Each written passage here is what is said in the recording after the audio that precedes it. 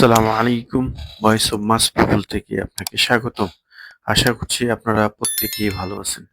আজকে আমরা আলোচনা ডোনাল্ড ট্রাম্পের দ্বিতীয় মেয়াদের প্রশাসন কেমন হতে চলছে। ট্রাম্প তার নীতি পরিকল্পনা মূলত অভিবাসন, বাণিজ্য এবং নিরাপত্তা প্রতিরক্ষার উপরে কেন্দ্রীভূত হতে পারে।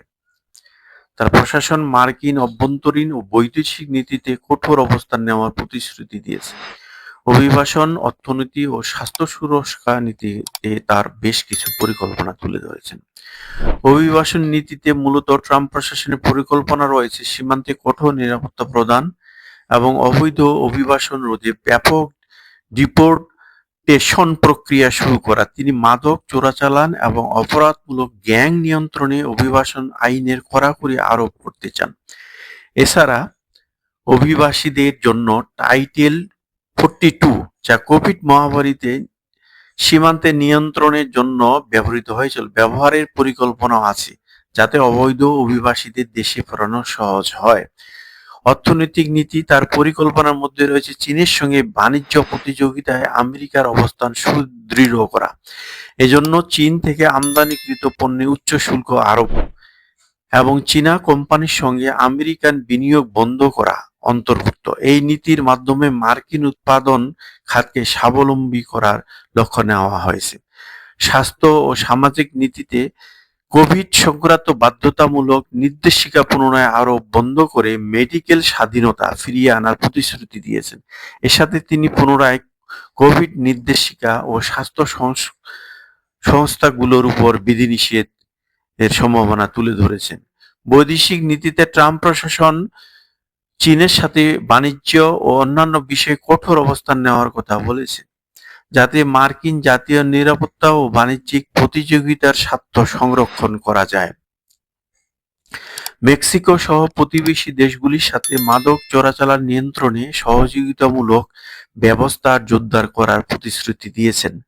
ট্রাম্প প্রশাসনের দ্বিতীয় মেয়াদে মূলত অভিবাসন, নিরাপত্তা ও অর্থনৈতিক শক্তিশালীকরণের জন্য কঠোর অবস্থান এবং আমেরিকার ব্যবসায়িক স্বার্থ সংরক্ষণের উপর ভিত্তি করে নীতিগত পরিবর্তন আসতে পারে।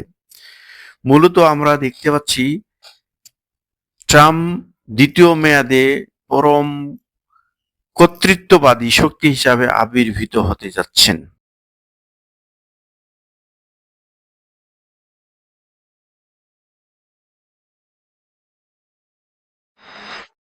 তিনি ইতিমধ্যেই বেশ কিছু গুরুত্বপূর্ণ পদে প্রার্থী মনোনীত করেছেন। জাতীয় নিরাপত্তা উপদেষ্টা হিসাবে নিয়োগ দিয়েছেন সাবেক সেনা কর্মকর্তা মাইক ওয়ালস। মাইক ওয়ালস একজন চীন বিরোধী হিসাবেই পরিচিত এবং একইভাবে তিনি ইউক্রেনে যুক্তরাষ্ট্রের অর্থ ঢালাও এর প্রচণ্ড ঘোর বিরোধী।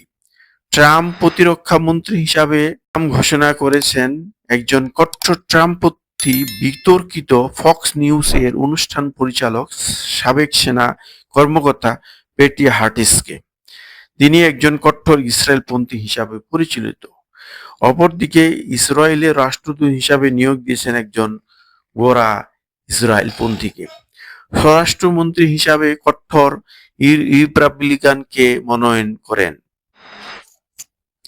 ইতিমধ্যে মার্কিন সিনেটরের উচ্চ নিম্নকক্ষ সংখ্যাগরিষ্ঠতার পথে ট্রাম্প প্রশাসন এবং তিনি যে একজন ট্রাম্প প্রশাসন এবারে একটি নতুন বিভাগ খুলেছেন, যেটার মূল দায়িত্বে আছে টেক জায়ান্ট অ্যালেন মাস্ক ও বিবেকা রামাস্বামী।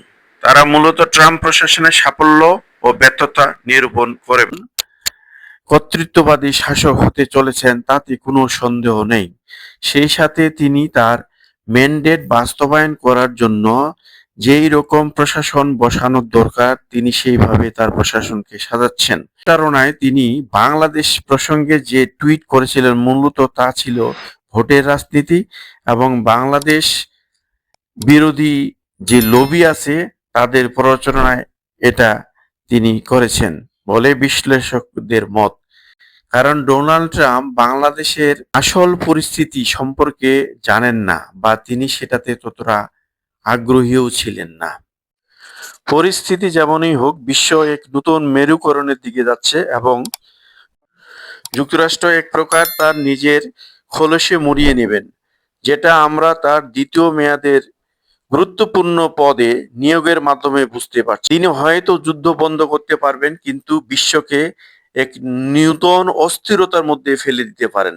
প্রত্যেকেই ভালো থাকবেন। আসসালামু আলাইকুম।